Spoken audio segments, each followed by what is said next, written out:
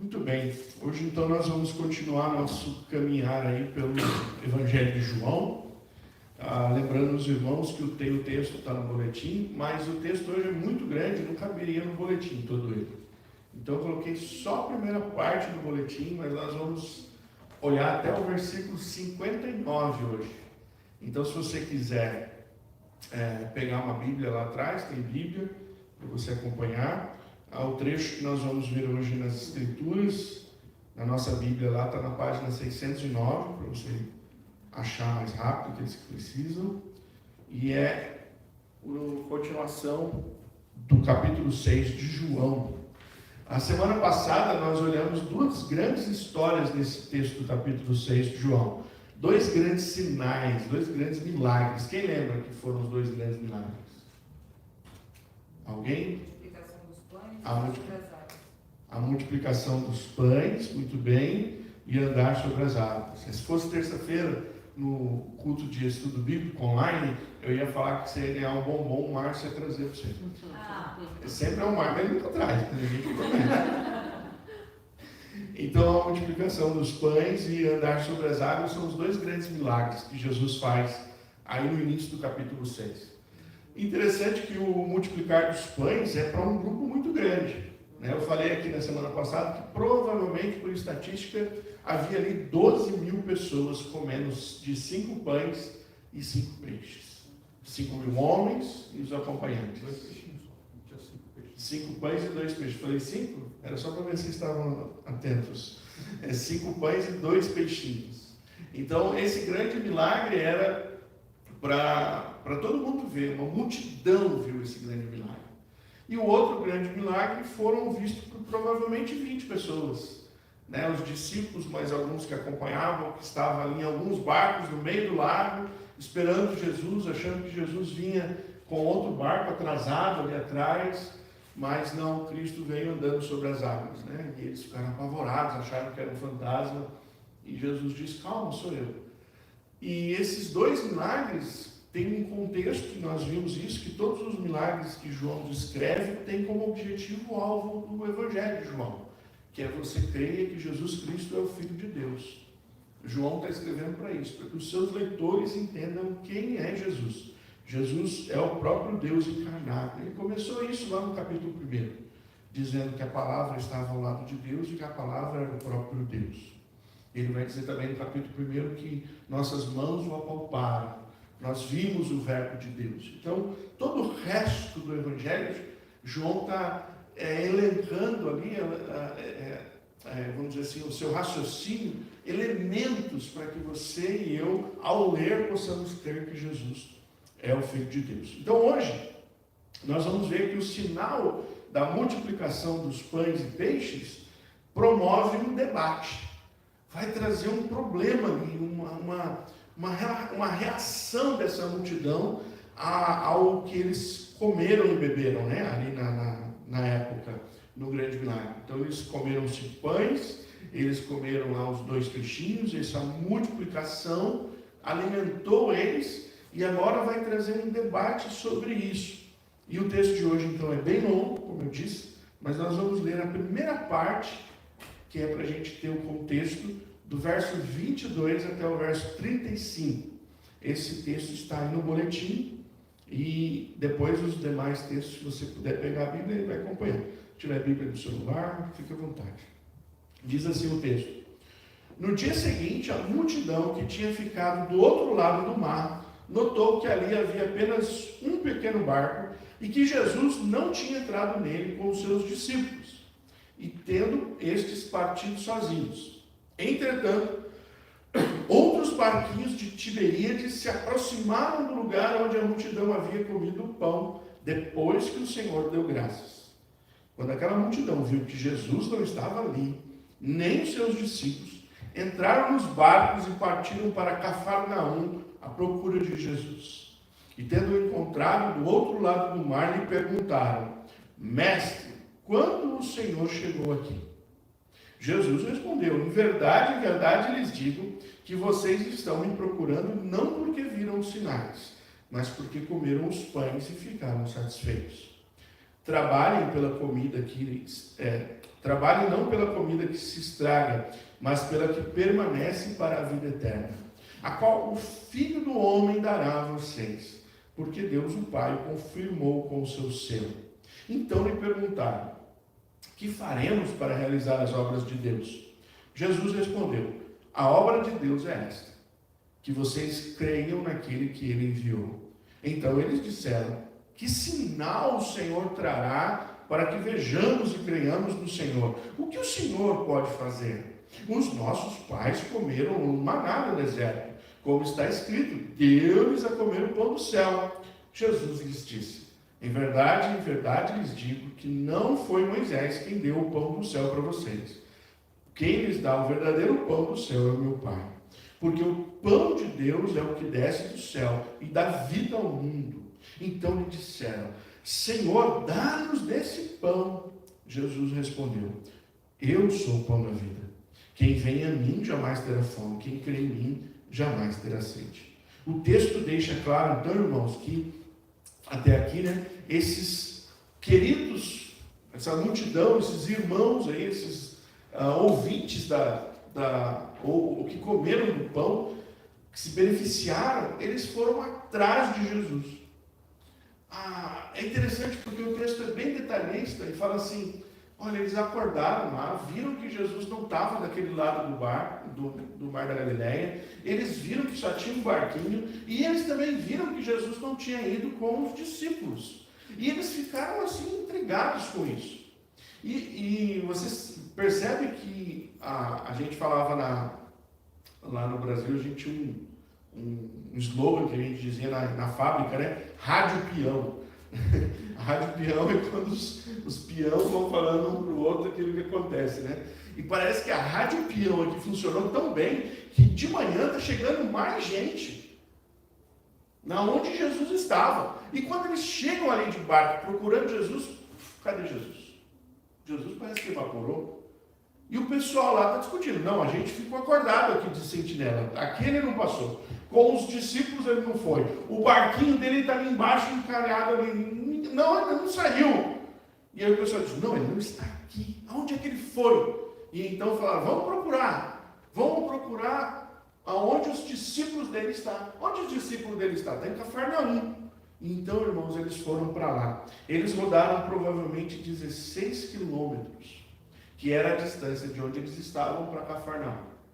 Eles foram atrás de Jesus. O texto então deixa claro que eles estavam atrás de Cristo, isso é ótimo. Mas eles não estavam ali com boas intenções, ou com as melhores intenções, ou melhor, com as intenções que eles deveriam ter. Jesus disse claramente, aqui nós vamos ver no texto, que a busca deles por Jesus não era algo legítimo. Portanto, hoje eu queria olhar esse texto com você e perguntar para os nossos corações: por que você busca Jesus? Você já pensou nisso? Qual é a motivação do teu coração que faz você buscar Jesus? Porque tem tudo a ver com esse texto, o porquê que esses homens foram lá buscar Jesus. Então a gente vê que a multidão vai atrás de Jesus, não porque queria Jesus, mas porque eles queriam mais pães e peixes. E é o próprio Jesus que diz isso no verso 26. Vamos ler o verso 26 de novo? Jesus respondeu: em verdade lhes digo, que vocês estão me procurando, não porque viram os sinais, mas porque comeram os pães e ficaram satisfeitos. Olha que interessante. Eles não estão lá porque Jesus fez um grande sinal. Eles não estão lá porque eles estão atrás do homem que fez um grande milagre. Eles não estão lá porque eles viram, os olhos deles viram os pães se multiplicando, os peixes se multiplicando. Mas eles estão lá por um interesse próprio. Eles estão lá porque eles querem comer mais pães. E aí Jesus aproveita a oportunidade para instruir as pessoas. Ele começou a dizer, ele começa a ensinar o porquê as pessoas deveriam buscá-lo na verdade. Talvez você ande atrás de Jesus e acompanhe Jesus por aquilo que Cristo pode fazer. Talvez alguns de nós tenham no nosso coração o desejo de ver os milagres, de experimentar os milagres. Que bom seria se a gente não precisasse mais trabalhar e ter todo o tempo caindo na porta da nossa casa um pãozinho e um peixinho. É só sair lá e você pegar e comer. Que bom seria se tudo que você fizesse, Deus o abençoasse poderosamente. Algumas pessoas andam atrás de Cristo porque eles querem isso. E aí esses foram lá porque eles queriam comer mais pães e peixes. E Jesus então aproveita para ensinar. E o primeiro ensino que Jesus tem para eles está no versículo 27. Trabalhem pela comida que permanece para a vida eterna. Vocês estão aqui porque vocês estão buscando pães e peixes para comer agora. Mas o ensino que eu tenho para vocês é que vocês trabalhem pela comida que não perece. Então, ao ver o texto, nós vamos observar que a palavra trabalhar aqui que Jesus fala para eles é a ideia de esforço. Se esforcem para alcançar aquilo que pode durar a eternidade. Se esforcem para alcançar algo que não vai ser perecível.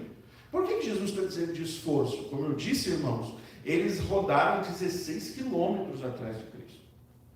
E eles nem sabiam se Jesus estava lá de fato. Eles tinham a ideia de que os discípulos estavam. E eles foram atrás porque eles queriam outro milagre. Eles se esforçaram para aquilo que era perecível. Eles percorreram esse tanto para encontrar pães e peixes. Contudo, deveriam ir atrás de Cristo por causa dele e não por aquilo que ele podia fazer. A multidão quer saber, quando Jesus disse, esforça-te, trabalha por aquilo que é eterno. A multidão então pergunta para Jesus, tá bom, que obra de Deus então a gente tem que fazer? Eles estavam entendendo que Jesus queria que eles fizessem alguma coisa para que Jesus pudesse fazer mais pães e peixes. Eles estavam entendendo o seguinte, tá bom, você quer que a gente trabalhe, a gente vai fazer alguma coisa, você vai dar alguma coisa para a gente. O que a gente precisa fazer? Mas lembra que a mente da multidão está nas coisas da terra, e a mente de Cristo está explicando para eles coisas espirituais. E quando eles perguntam qual é a obra de Deus, Jesus fala, a obra de Deus é esta. Creiam naquele que ele enviou. Sabe qual é a obra de Deus para nós? O que sobrou para nós fazermos? Crer em Cristo. Você não pode fazer absolutamente nada mais. De tudo aquilo que Deus tinha para fazer, Ele fez. A única coisa que sobrou para nós é crer em Cristo. Jesus quer trazer aos seus ouvintes o conhecimento da graça de Deus revelada por meio dele. Você não precisa trabalhar para alcançar a graça de Deus. Você não precisa fazer absolutamente nada. Eu fico assim, muito triste quando a gente olha dentro das religiões, como as religiões prendem as pessoas. Como o sistema religioso quer sufocar as pessoas. Eu, no Brasil, morava numa cidade que margeia a Via Dutra. E ali perto do dia 12 de outubro, você vê um monte de gente andando quilômetros e quilômetros para alcançar alguma graça na cidade de Aparecida. E eles ficam com bolha nos pés, eles dão entrevista que eles estão cansados, eles falam o quanto eles estão andando, alguns terminam a sua caminhada passando naquela passarela de joelhos, ou se sacrificando ali para alcançar bênçãos. Em outras religiões as pessoas fazem as mesmas coisas. Na religião evangélica, há pessoas que fazem correntes. Olha, você precisa ir no culto, nós vamos ter a corrente disso, a corrente da vitória, os 40 dias para tal, os 60 dias para não sei quanto. E ali se prendem as pessoas que estão correndo atrás de uma bênção, pagando por aquilo, se esforçando para aquilo. E aqui Cristo é muito claro a dizer qual o seu esforço. Creia em Cristo. Creia que Deus o enviou. Creia que é Ele que pode fazer todas as coisas. Então, Jesus disse, vocês estão querendo trabalhar? O que eu estou falando para vocês é que o trabalho que vocês precisam fazer agora, espiritualmente falando, é crer naquele que Deus o enviou. E a multidão entende que Jesus está falando dele mesmo. Sabe por quê? No versículo 30 ao 31, eles têm a próxima pergunta para Jesus. Que sinal você pode fazer para a gente crer? Os nossos pais comeram maná no deserto. Gente, vocês conseguem perceber o quanto essa pergunta é cretina? Que sinal você pode fazer? Um homem que tinha acabado de alimentá-los com 5 pães e 2 peixinhos. Essa multidão vai atrás dele e diz, que sinal você pode fazer? E eu vou te dizer o que é mais cretino, porque está na próxima frase que eles falam. Os nossos pais comeram maná no deserto. Sabe o que eles estão falando? Na época que o povo estava lá no deserto, por volta de 40 anos, eles comeram um pão do céu. Agora você vem com um pãozinho, um peixinho só, e acha que a gente vai acreditar em você? Você faz um milagrezinho desse, a gente quer saber quanto tempo isso vai durar. O que você pode fazer para a gente crer? A pergunta é cretina. Mas Jesus insiste em falar para eles que ele não está falando das coisas materiais, mas das coisas do céu. Então ele diz, não foi Moisés que deu o pão do céu para vocês. O verdadeiro pão do céu é Deus que deu para vocês, e ele desceu aqui. Jesus está falando dele. É eu que dou o verdadeiro pão do céu para vocês. Aí sabe o que a multidão fala no versículo 34? Eles ficam animados. Eles disseram, nós convencemos ele. Acho que botamos ele na parede. No versículo 34 eles dizem, então dá para nós o pão do céu. Dá-nos sempre desse pão, não só ontem. Eu quero hoje, eu quero amanhã, eu quero a semana que vem. Eu quero um milagre a cada semana. O anseio do coração desses homens é muitas vezes, irmãos, o nosso anseio. Queremos que o Senhor sempre nos abençoe. Queremos que Deus nos dê tudo o que precisamos, para então podermos crer nele. Contudo, Jesus frustra a multidão. E ele frustra dizendo o seguinte: creiam em mim, pois eu sou o pão da vida. Enquanto os caras estavam achando que tinham convencido ele, que ele já ia pegar ali 5 pãezinhos de novo e 2 peixinhos, para fazer um outro milagre, para dar para eles o café da manhã, porque provavelmente eles não tomaram, porque eles acordaram desesperados e viram que Jesus não estava lá, e percorreram 16 quilômetros, chegaram com a fome de leão, e talvez eles estivessem ali, agora vai sair o pãozinho e o peixe. Estava gostoso, ontem não estava, e nós não vamos pagar nada por isso. Vai sair mais um peixinho, mais um pãozinho aqui. Jesus os frustra e diz: eu sou o pão da vida. Não queira vir buscar pão e peixe material, que vai se acabar, mas é em mim. Então haverá uma frustração por parte da multidão nos próximos versículos, porque eles esperavam uma nova marmitex, eles queriam uma nova bonança material momentânea. E aí Jesus vai dizer para eles que o alvo da vida deles está ligado no aqui e agora, e que Jesus não quer mostrar isso para eles. Muitas vezes o nosso coração está como um deles, envolvido pelo materialismo, envolvido por coisas. Estamos arraigados com o chamado deste mundo, ansiamos pelo aqui e agora, não nos damos bem com a frustração. Nós queremos que Deus nos abençoe hoje, nós queremos que as coisas sejam melhores hoje, nós queremos que a semana que vem nós estejamos melhor do que agora, nós almejamos que daqui a um ano a gente possa estar bem melhor do que agora. O nosso desejo é que as bênçãos de Deus promovam uma vida fácil para nós aqui. Era isso que esses homens queriam. Eles queriam uma vida fácil, tranquila, pão e peixe de graça. Infelizmente, algumas igrejas hoje em dia estão enchendo o coração das pessoas com promessas vazias e antibíblicas, e são essas promessas que muitas vezes preenchem o coração dos homens. Em verdades que são pregadas, como Deus é o dono do ouro da prata, você é o filho de Deus, logo você é o filho de Deus do ouro da prata. Deus não quer você como cauda, Deus quer você como cabeça. Então você vai ser protagonista em tudo que você fizer. Algumas igrejas hoje, religiões, não tem mais pastor, líder, tem coach, que incentiva, que inflama o coração das pessoas para viver o melhor dessa terra. Pastor, então você está dizendo que a gente vai ter uma vida ruim nessa terra? Não estou dizendo isso. Você pode até ser abençoado e ter uma boa vida financeira nessa terra. Mas não deve ser isso que você venha buscar de Deus.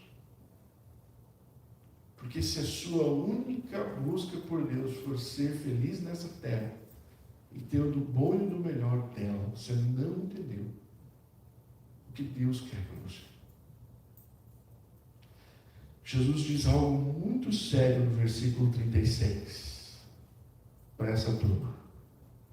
Ele diz: vocês não creem, embora vocês estejam vendo.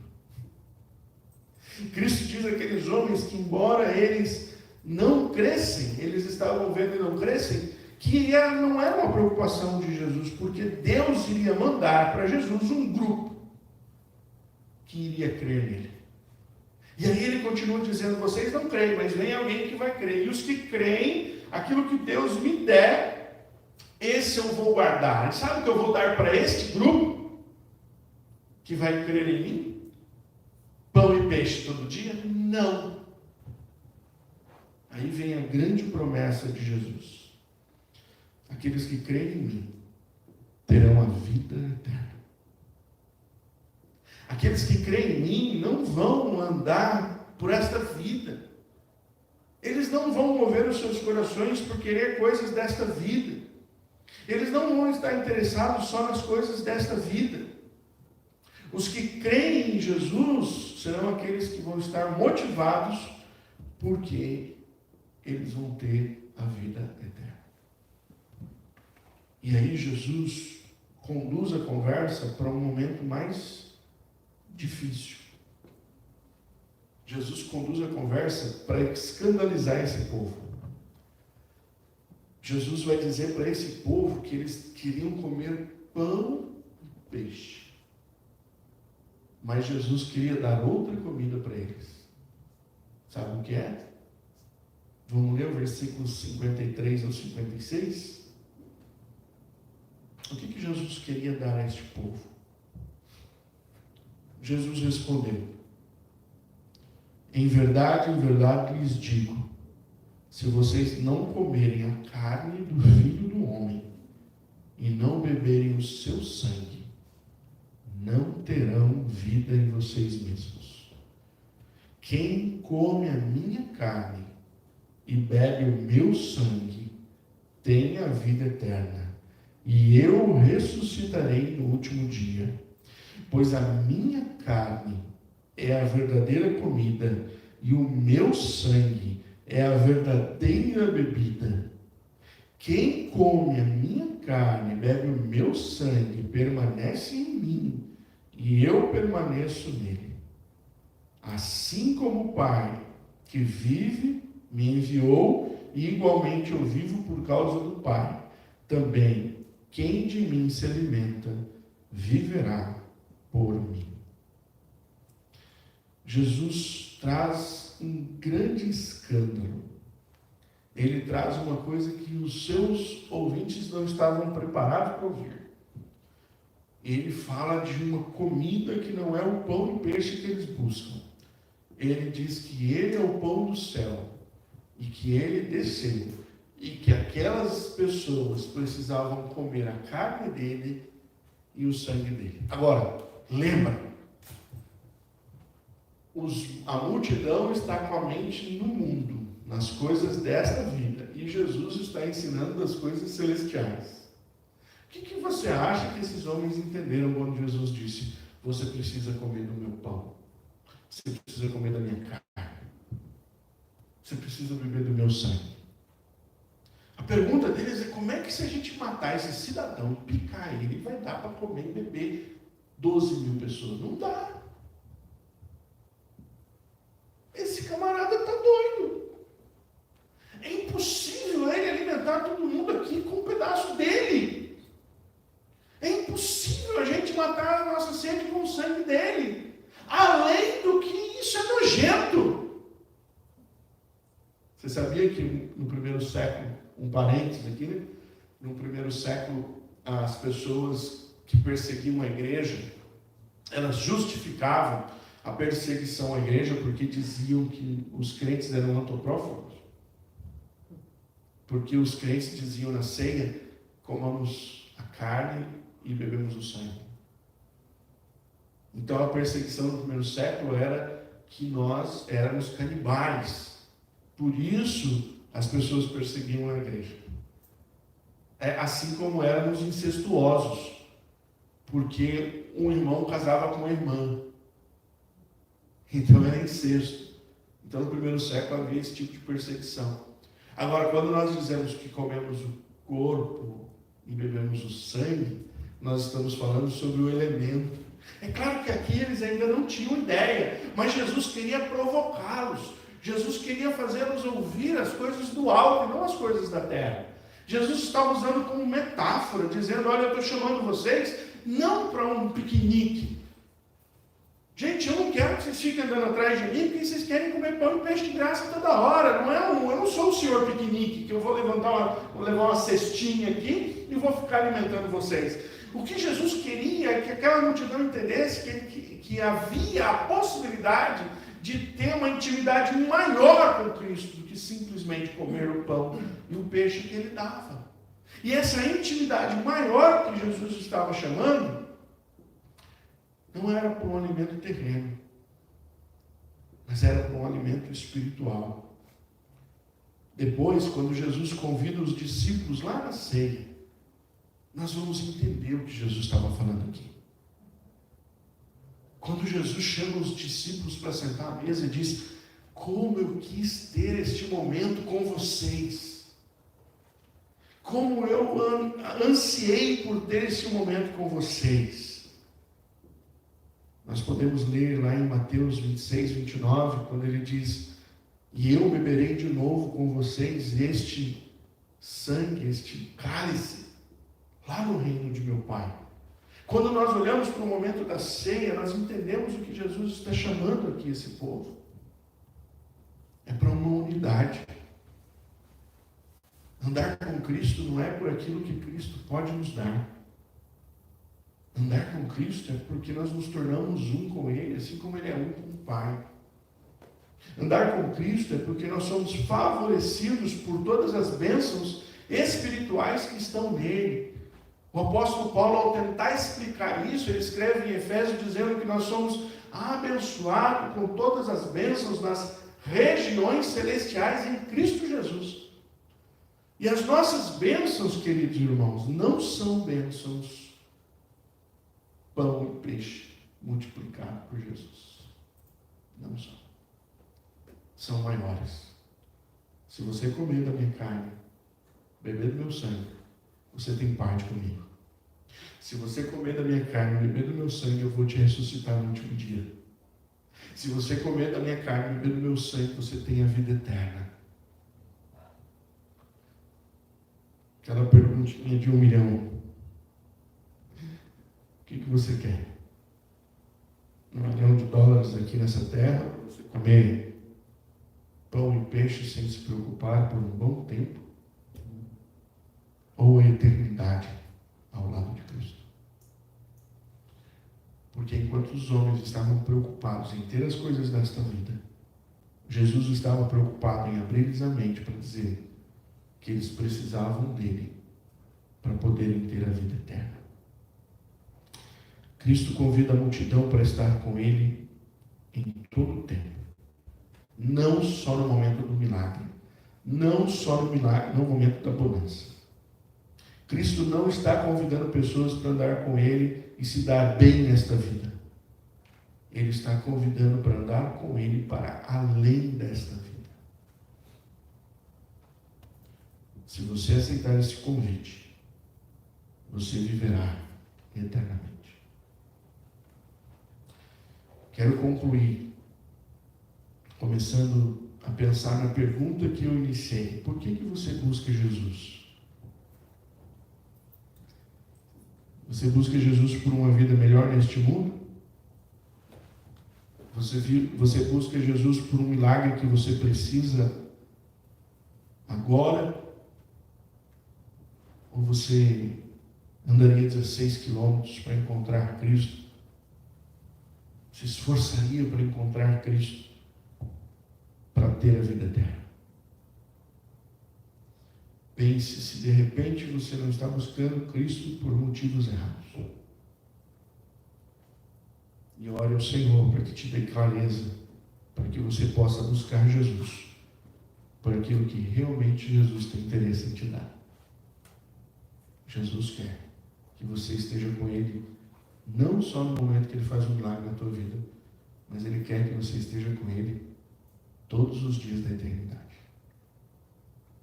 Vamos orar? Obrigado, Senhor, por esta manhã. Obrigado pela multiplicação dos pães e peixes. Obrigado porque nós sabemos que o Senhor é um Deus que pode prover a qualquer hora na nossa vida. Mas obrigado por nos alertar que não devemos viver a vida correndo atrás disso. Obrigado por nos alertar que a coisa melhor que o Senhor nos deu foi o teu sacrifício, a tua carne e o teu sangue. Obrigado porque como igreja, pelo menos uma vez por mês, nós nos reunimos com elementos nas mãos, o pão e o sangue de Cristo, para nos lembrar que esse é o nosso grande presente. Essa união que temos com o Senhor por causa da tua morte nos dá hoje vida e vida em abundância, porque ela será para toda a eternidade. Abra o coração e mente de todos aqueles que ouvem essa mensagem, para que creiam no Senhor. É em nome de Jesus que eu oro. Amém.